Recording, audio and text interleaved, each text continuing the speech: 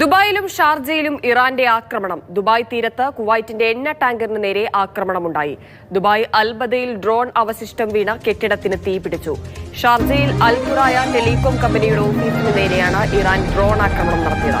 തീർച്ചയായും വലിയ ആശങ്കയുണ്ടാക്കുന്നതാണ് ഇപ്പോഴത്തെ ആക്രമണം എന്ന് പറയുന്നത്. ദുബായിലും ഷാർജയിലുമാണ്. ദുബായിലെ ആക്രമണം ആശങ്കപ്പെടുത്താനുള്ള കാരണം പടുകൂറ്റൻ ലോകത്തിലെ തന്നെ ഏറ്റവും വലിയ എണ്ണ ടാങ്കറുകളിൽ എണ്ണ കപ്പലുകളിൽ ഒന്നിനാണ് തീപിടിച്ചിട്ടുള്ളത്. ഈ ആക്രമണത്തിൽ ഇറാൻ ശക്തമായിട്ടുള്ള ആക്രമണം കുവൈറ്റ് തീരത്ത് ദുബായ് തീരത്ത് നങ്കൂരമിട്ടിരുന്ന കുവൈറ്റിന്റെ എണ്ണക്കപ്പൽ അൽ സലമി എന്ന് പറയുന്ന എണ്ണക്കപ്പലിന് നേരെയാണ് ആക്രമണം നടത്തുന്നത്.